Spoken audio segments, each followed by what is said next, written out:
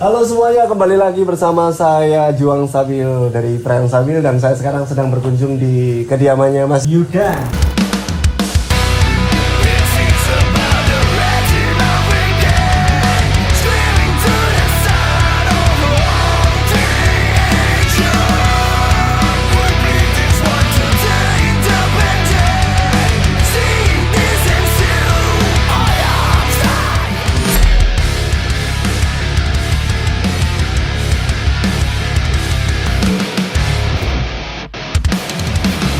Gimana kabarnya Mas? Alhamdulillah baik Mas. Baik, Kalau ya? sama sendiri gimana Mas? Baik, jadi kebetulan dulu saya sama Mas Yuda ini kenalnya gara-gara saya beli ikan tibas kelberry itu ya? Ya, Kilberry tanpa Embel-embel. Kalau istilahnya orang-orang tuh apa kelberry burik gitu. Nah itu saya dapatnya dari Mas Yuda ini. Tapi waktu saya beli itu, saya masih minim pengetahuan tentang tibas. Jadi sampai sempet waktu itu terombang-ambing, ada yang bilang ini bukan tibas kelberry Mas, ini tibas mono. Karena mungkin masih kecil Mas ya, buriknya belum keluar. Nah ngomong-ngomong soal tibas nih, Mas Yuda itu sebenarnya peminat tibas apa gimana ya Mas? Kalau saya dari awal lebih passion ke pibas Mas. Tibas. Dulu sempat main selain pibas, nggak bertahan lama Mas. Gak bertahan. Cuma sebentar paling 1 bulan, 2 bulan hilang. Sekarang saya ada di depannya tank tibas nih. Kalau yang atas ukurannya berapa Mas? Yang atas ini? Kalau atas ini mulai dari perkiraan sih 26 Mas ya, sampai ukuran 29, 30-an lah ini. Ini ya. Kalau yang bawah masih ukuran berapa ini ikan-ikannya? Ini 20 sampai 22 Mas ya. Ini 20 sampai 22. Iya, yang Orino ini. Jadi atas ini khusus mono, bawahnya Orinoco. Iya. Kalau tanknya sendiri size-nya berapa? Kalau yang mono ini 120 kali 50 kali 50 Mas. Kalau yang Orino ini 115 kali 45 kali 45. Tapi masih mantap nih untuk memelihara ikan dengan size segini. Polanya nggak banyak-banyak banget ya. Nah, iyalah, nggak perlu yang banyak pol. Media filternya itu Mas, pakai apa aja nih Mas? Kalau yang bawah ini ada beberapa chamber Mas ya. Ya. 1 sampai 3 ini full batu apung Mas. Yang ini ya. Iya. Full Batu apung. Terus chamber keempat tuh busa putih. Busa putih. Sampai itu apa? Kalkes itu? Oh ya kalkes ya? Iya, Kalkes yang atas Mas. Terus yang itu Mas, kayak ada jaring nelayan itu apa Mas? Dalamnya itu? Nah, jadi itu ceritanya pas mono itu sebelum kena teroran penyakit Mas. Awalnya batu apung Mas. Batu apung. Tapi setelah ikan saya banyak yang tumbang, akhirnya upgrade ke CB semua Mas itu. Oh. Atas sama bawah kayaknya semua pakai wave maker Mas ya? Pakai semua Mas. Alasannya pakai wave maker? Sebenarnya kalau saya pakai wave maker itu di samping biar ikan nggak diem, untuk kotoran Mas. Karena kan kotoran kan turun ke bawah kan susah geraknya Mas ya kalau tidak dibantu dorongan. Artinya pakai wave maker itu Mas. Alasan wave makernya karena apa? Untuk pertama untuk ikan biar nggak mager, kedua untuk membantu membersihkan kotoran. Iya. Berarti kurang lebih sama kayak saya. Oke. Nah ngomong-ngomong soal tibas nih, saya sering sekali waktu itu Mas dibilang ini kelberry bahaya Mas. Ini kelberry apa? Kalau Mas Yuda sendiri istilah-istilah kayak gitu tuh sebenarnya kayak gimana sih Mas? Apa benar itu memang mempengaruhi ikan yang bagus atau enggak atau gimana sih Mas? Ya kalau menurut saya sebenarnya ya balik ke diri sendiri Mas ya. Kayak ibaratnya labelnya sendiri tuh Mas. Kalau saya dari awal dulu misal jual ikan apapun, misal mono, orino dan lain-lain bebas, nggak pernah kayak label kayak Orino bla bla bla, Kilberry yang bla bla bla, itu nggak pernah Mas. Jadi biar yang pembelinya aja loh Mas yang melihat, oh bagus nggak sih? Karena kan kita pembeli kan beda rasanya Mas. Ya. Iki bagus ini gitu loh. Nah, lebih kembali ke sana Mas. Tapi kalau Mas Yuda menjamin bahwa ini benar-benar kalau mono ya mono pure gitu ya. Bukan yang silang-silang gitu Mas. Pasti saya jamin Mas, karena saya juga sebenarnya kurang senang Mas sama hybrid gitu karena apa Mas ya? Jadinya nanti takutnya nggak sesuai aslinya gitu loh Mas. Kenaturalannya hilang. Nah, itu. Jadi kan sebenarnya masalah kayak gitu tuh tergantung ke selera kita ya. Maksudnya Iya. mau kepengen yang Bener. silang-silangan apa yang Iya. pure gitu kan ya. Tapi untung saya dulu kenal Mas Yuda akhirnya. Nah ya. Gara-gara beli ikan. Bilberry itu mas ya, pas masih kecil itu mas. Dijual ke saya nggak menyesal itu. Sekarang bagus. Sekarang bukan misal mas, Apa? lebih ke wah makin keren. Iya, Jadi iya. ibarat penjualnya itu seneng gitu loh mas. Oh, iya. Seneng dalam arti alhamdulillah ikan yang dijual itu lebih bagus di sana gitu mas. Iya, Karena iya. kalau saya sendiri mas ya punya ketakutan ketika misal ikan saya laku, takut kalau di sana itu kalau nggak jadi, akhirnya saya kayak pikiran kayak waduh aku kayak gitu mas. Bagus berarti. Maksudnya niatnya itu adalah gimana caranya ikannya jangan sampai menyusahkan yang lain gitu ya. Customer itu jangan sampai kayak waduh kecewa gitu loh mas. Iya, iya.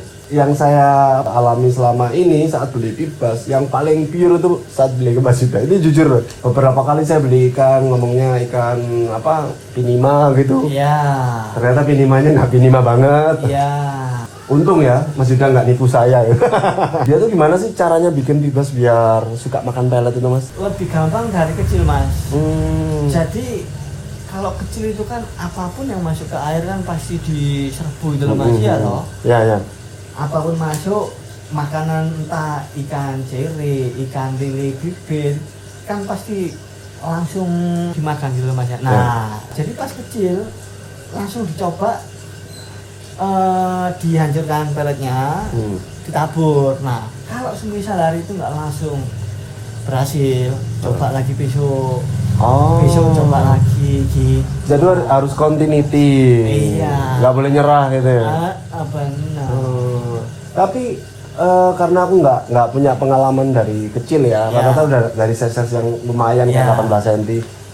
Semenjak ke Berry itu udah bisa makan apa pelet. Ya. Mempengaruhi temen-temennya. Pibas yang lain tuh awalnya ya nggak suka, tapi belum semuanya mau, tapi mulai ikut-ikutan. Ya. Mungkin gara-gara ke Berry nih faktornya.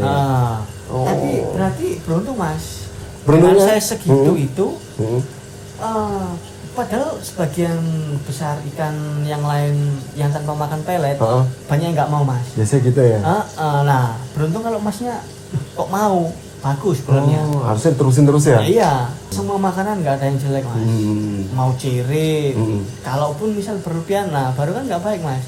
Iya. Maupun pelet berlebihan nggak baik buat air contohnya. Oke.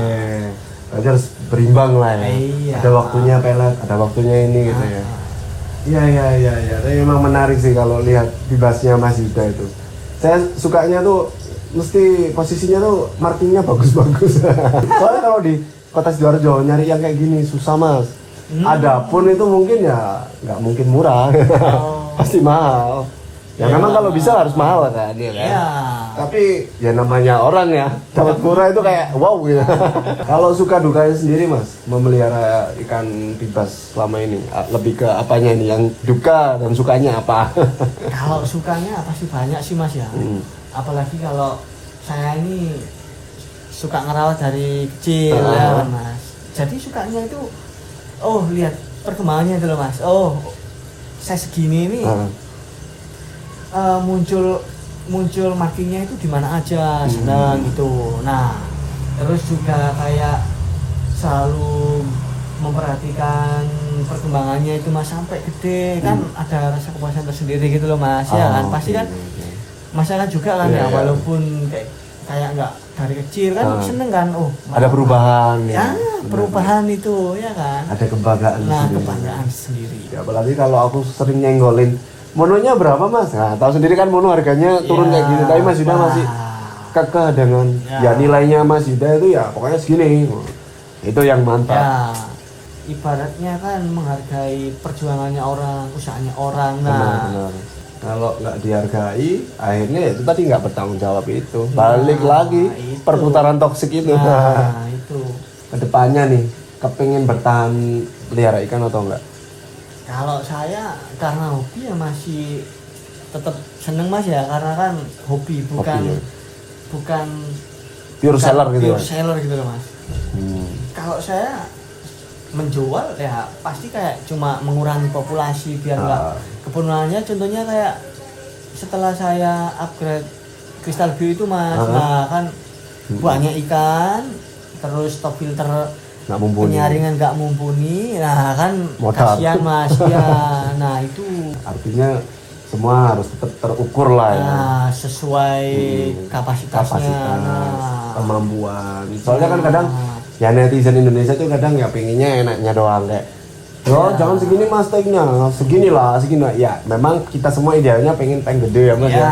Tapi kan mas. selalu harus menyesuaikan tempat kita seberapa, dana kita seberapa. Nggak bisa kan dipaksakan mas Juang harus sama kayak Mas Yuda kan? Iya, Mas. Atau sebaliknya.